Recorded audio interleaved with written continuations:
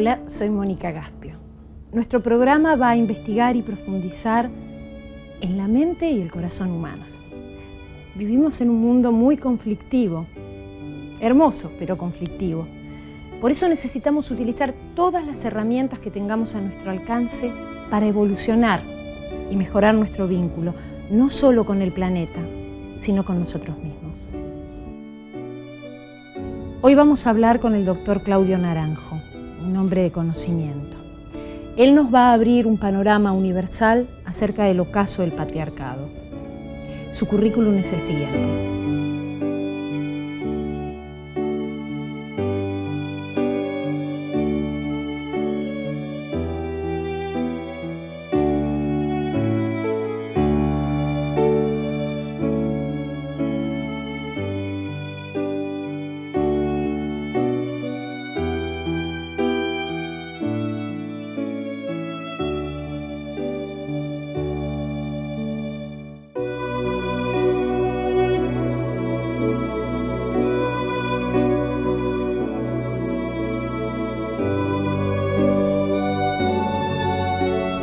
Bueno, Claudio, usted nos ha propuesto hablar del ocaso del patriarcado.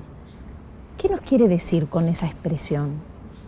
Bueno, antes de explicar ocaso del patriarcado, me concentro más bien en ocaso. Hace poco di una conferencia y comencé en forma axiomática diciendo algo huele a podrido.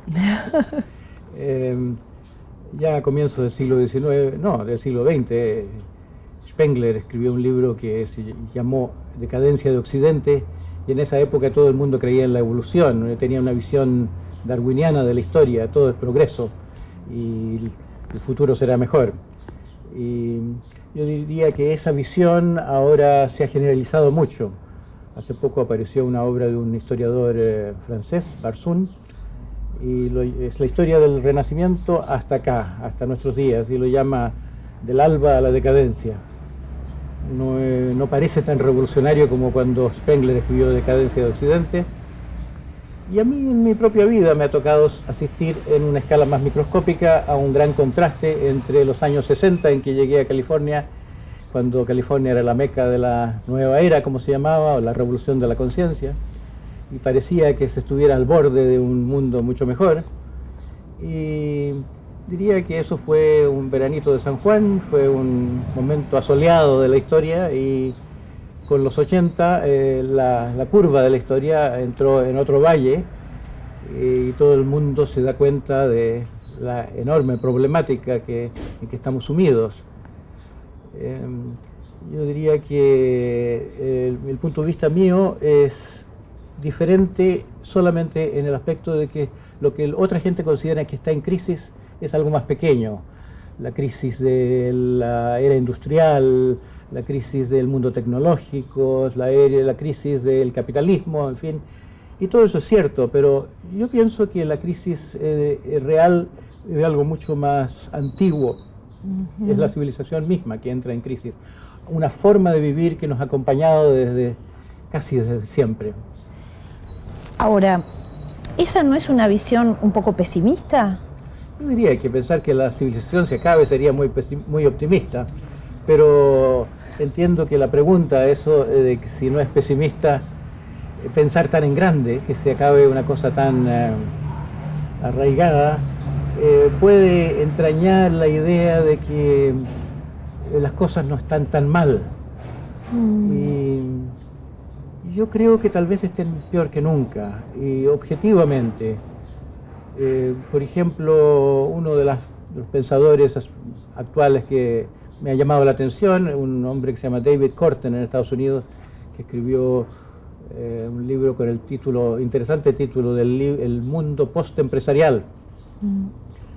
Él llama la atención como ahora que el poder pasa del mundo político al mundo de las transnacionales, solo interesa el dinero, y porque solamente interesa la competencia por mayores ganancias, es inevitable el ecocidio, no solo la destrucción del medio ambiente, sino la destrucción de los valores, la destrucción del sentido de comunidad, el sentido de familia, que hasta ahora ha movido gran parte de la vida humana, que esta perversión de los valores que trae consigo el dominio del dinero está realmente asolando la vida humana, destruyendo culturas, destruyendo tradiciones, de una forma que es sin precedentes.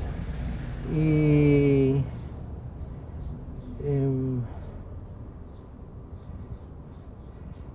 bueno, yo creo que la misma seriedad de la catástrofe, tanto ecológica como humana, es la esperanza de que algo que intrínsecamente es bárbaro, pero que tenemos idealizado llamando bárbaros a los que existían antes de la civilización, pueda realmente corregirse, que pueda corregirse un mal muy antiguo.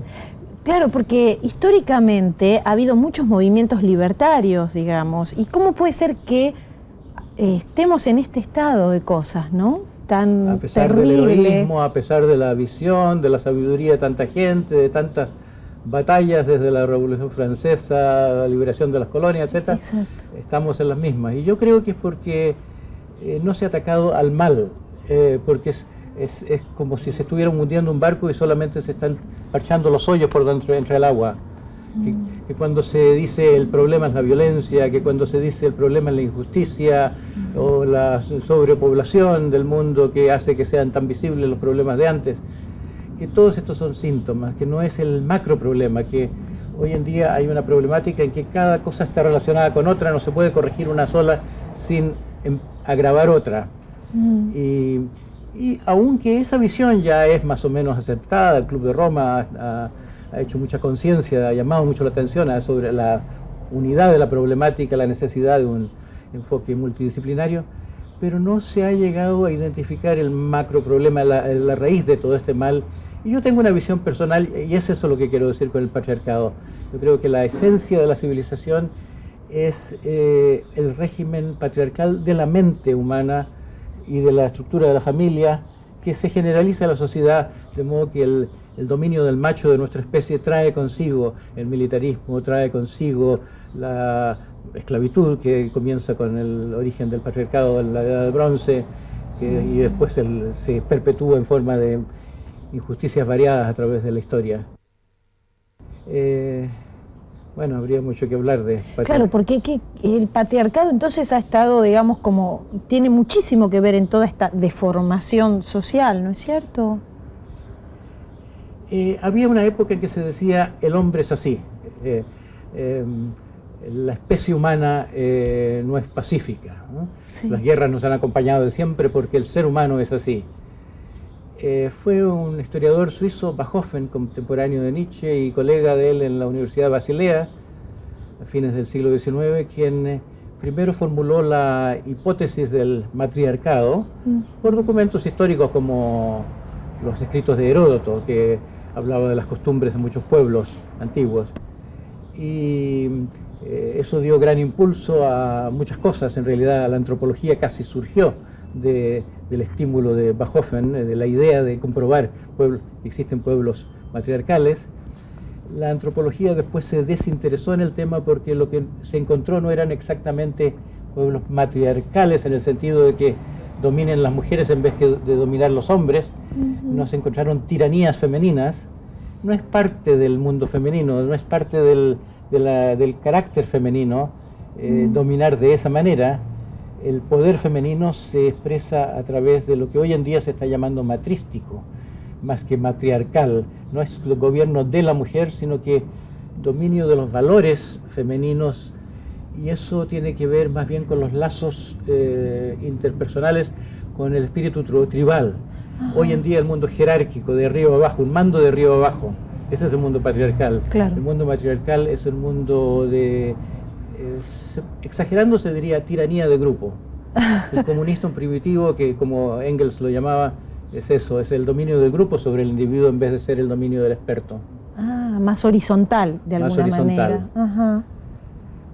Y esa idea del patriarcado se tomó en el feminismo primero como una idea liberadora de la mujer en el mundo del trabajo, en el mundo de las oportunidades, como un caso más de discriminación. Pero yo pienso que la importancia verdadera de darse cuenta de que existe un régimen patriarcal es no, más allá de la política de los sexos, el darse cuenta que no nos conviene a nadie, ni a los hombres tampoco, un régimen en que la parte padre de nuestra naturaleza individual, cada uno de nosotros tiene padre, madre e hijo, no solo en su familia, sino que en su mente. Tenemos una parte materna, amorosa, una parte paterna, agresiva, controladora, y tenemos una parte hijo, que es la parte libre, la parte que desea. Y este aspecto interno, intrapsíquico de lo patriarcal, que es la mente patriarcal, a mí es un interés que me llegó no a través de los grandes autores que han hablado del patriarcado en tiempos recientes, sino más bien de un artista chileno que hablaba mucho antes que ninguno de ellos, que tomó de Bajhoff en su inspiración, un artista que se llamaba Totila Albert, escultor, que no ha llegado a ser internacionalmente conocido porque sobre todo fue un poeta que no ha sido publicado aún, pero yo tuve la suerte de estar cerca de él. Bueno, en el próximo bloque seguimos hablando con Claudio Naranjo.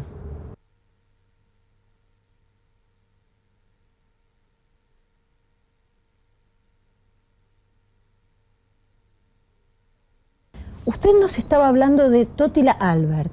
¿Quién es? ¿Nos puede contar un poquito más sobre él? Totila Albert fue un artista chileno que se formó en Alemania, hijo de alemanes. Era en realidad hijo de don Federico Albert, a quien el gobierno chileno trajo de Alemania para lo que resultó una gran labor como, diríamos, de un pionero de la ecología antes de que existiera la palabra, el que plantó las dunas para parar la erosión, formuló la legislación de bosques, instaló los primeros cultivaderos de langostas y de ostras, en fin, y Totila resultó de vocación artística, se fue a estudiar escultura en Alemania, y luego, a raíz de la muerte de su padre, fue como golpeado por un rayo, se hizo, yo digo chamán, entró en una carrera mística, por así decirlo, y también tengo que creer, por así decirlo, porque aborrecida de todas las religiones organizadas. Sin embargo, esencialmente hizo un viaje como Orfeo al país de los muertos, llevado por la muerte de su padre, vivió una muerte en vida, una muerte psíquica, que con el tiempo llevó a su transformación y a un autonacimiento, es la palabra que él usaba, y a una vasta obra poética en alemán, que no se conoce aún, está en mis manos, porque él me la legó antes de morir. Y él tuvo una gran influencia en mí cuando él tenía 60 y tantos años, yo tenía 20 y tantos, fue como un injerto en mi árbol de vida. Y ya en esa época de viejo era más profeta que artista. Era lo que le gustaba sacudir a la gente que conocía para hacerles ver en qué mundo loco vivimos y cómo es necesario otra visión de las cosas. Y la gente lo tomaba un poco por loco, no lo recibían muy bien. Chifladuras. Y la palabra clave de la chifladura, su violencia con el patriarcado, la idea de que teníamos que terminar con este régimen. La gente no entendía y yo tuve una profunda fe en que él veía algo directamente. Hablaba él del mensaje de los tres, sentía que si la gente entendiera cómo somos tres, no solo biológicamente, sino que internamente, intrapsíquicamente y espiritualmente, esta visión del padre en último término como el cielo, como el espíritu, y la madre como la materia, mater, y del hijo como el yo humano que está entre cielo y tierra integrando estos polos. Esto era para él algo que si la gente lo entendiera como él lo había entendido, transformaría el mundo. Y yo nunca pude entenderlo mientras él vivía, y durante muchos años después, pero el germen de esta idea poco a poco empezó a germinar en mí Y hoy en día ya entiendo más o menos. Especialmente yo entiendo lo que él entendía como el abrazo interior de los tres, como un abrazo de padre, madre e hijo dentro de cada ser humano. Que eso sería la condición sana de la vida. Lo entiendo como expresión de que hay tres tipos distintos de amor en nosotros. Que hay el amor materno, que es el amor a las criaturas, el amor al prójimo, y hay un amor paterno, que es el amor a la justicia, al bien, al amor a los principios, a los ideales, así como el niño mira al padre como aquello que no es como el mundo de la madre que le da cosas, sino que aquel a quien la madre mira, la encarnación de los valores. Y entonces él representaba en una imagen que en la versión inglesa de Agonía del Patriarcado, aquí tengo, espero que la cámara pueda tomarlo más adelante, una imagen de un cóndor, que era en realidad un autorretrato de él, la figura humana que va en las garras del cóndor. Sí. Pero este cóndor que tiene en sus garras al hijo, lleva en el ala izquierda a la madre apuntando hacia abajo y al padre en la otra ala apuntando hacia arriba. Es como si nuestra capacidad de volar y de ir hacia adelante solo puede ser impulsada por el equilibrio entre estas dos alas, entre, digamos, el amor al ideal y el amor al humano. Y entonces, desde la idea de la obsolescencia de la mente patriarcal como el mal subyacente a todos nuestros males específicos, desde allí él tenía una visión de la buena sociedad, del mundo, de ese mundo mejor que los profetas antiguos llamaban el reino, como algo que fundado en el equilibrio de los tres principios. Y este punto de vista, ¿cómo lo podemos implementar en la sociedad de hoy? Bueno, muy buena pregunta. Yo diría que en el mundo de hoy, en que los criterios económicos y los criterios prácticos dominan tanto, ocurre que mientras más se le da el gobierno del mundo a los economistas, más problemas económicos hay. La religión del estómago no lleva a ninguna parte. Se necesitaría la traída al mundo de la visión del principio materno, el principio amoroso. El amor, aunque haya sido el mensaje central del cristianismo, en particularmente en la sociedad secular, pero incluso antes de eso, a pesar de todas las prédicas por el amor, el mundo patriarcal es un mundo agresivo, es un mundo no de cultivo, sino de explotación. No es un mundo de ternura, sino de agresión. Entonces el dominio masculino en la sociedad y en la cultura hace que el punto de vista espontáneo de la mujer, aún en los principios del feminismo, es traicionado. Los principios del feminismo era un feminismo de mujeres fálicas, de mujeres compitiendo por puestos de poder, mujeres reclamando el ser tan hombres como los hombres en ciertas cosas, no un feminismo basado en la dignidad de lo específicamente femenino. Entonces el amor sería una de las cosas a traer al mundo, pero como objetivo principal de los gobiernos. Y lo otro, el principio niño, que sería el principio de la libertad, del juego, de lo lúdico y de los deseos. El amor niño es la parte deseante de nuestra naturaleza. Y yo creo que toda la civilización cristiana, con toda su grandeza, ha pecado de la denigración del cuerpo, la denigración del placer, la demonización, yo diría, del instinto. Entonces, hoy en día, a través de la psicoterapia, se comienza a entender que solo lleva a infelicidad el bloqueo de lo instintivo, y se necesita entonces el equilibrio entre, yo lo digo que es el equilibrio entre nuestros tres cerebros. Tenemos un cerebro mamífero, que es el cerebro medio, que es amoroso, aunque hemos perdido la amorosidad de las madres de nuestros predecesores mamíferos. tenemos un instinto reptiliano, tenemos un cerebro reptiliano, que es el cerebro instintivo propiamente tal, y el neocórtex, pero estamos viviendo como unicerebrados cuando somos seres tricerebrados. Yo creo que la tarea de la cultura es hacer un cambio no político solamente, sino que una aspiración a la completud humana, porque todos nuestros problemas, todo el mundo problemático que hemos creado es la proyección externa de un mundo problemático interno, de estar tratando de vivir con un solo cerebro cuando somos tricerebrados por estructura, por naturaleza. Ahora, me parece un poco de todo lo que decís que la educación tendría un papel muy importante en esto. Lo tenía implícito, eso sí.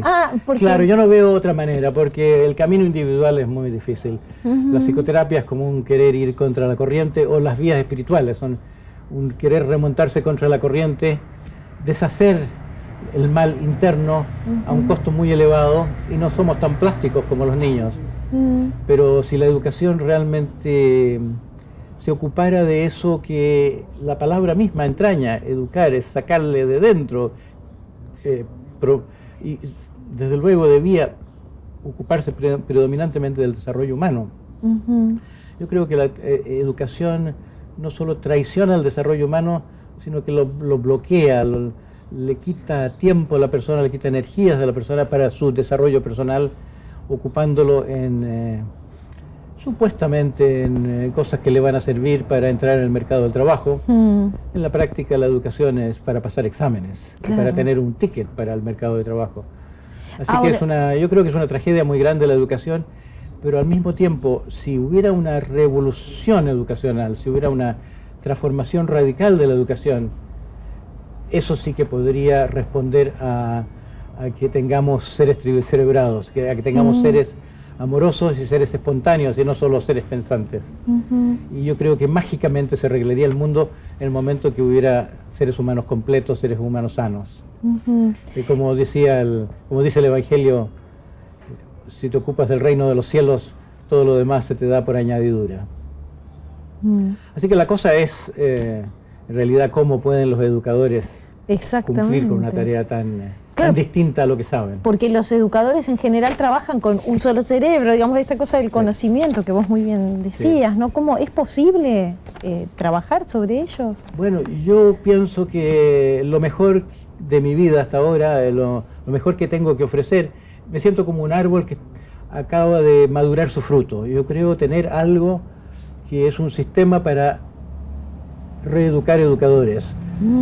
Para entregar económicamente como un golpe vitamínico muy poderoso, en una forma de una maratón de 10 días, 3 veces sucesivas, en 3 años consecutivos, un verdadero proceso de iniciación, de apertura del corazón, que puede cambiar la educación en forma económicamente factible.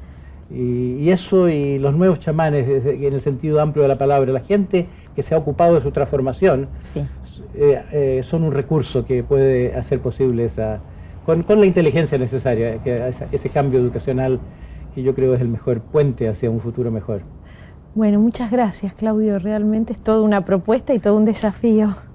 Encantado. Ojalá sirva haber hecho este documental para que la comunidad se interese en el tema, porque los colegios no van a cambiar, la educación no va a cambiar sin que la comunidad lo apoye y lo pida.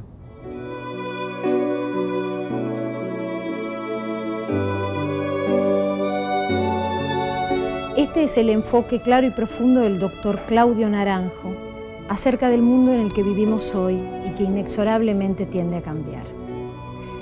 En el próximo programa vamos a seguir hablando con el doctor Claudio Naranjo. Vamos a hablar del amor, del desamor y del falso amor. Muchas gracias.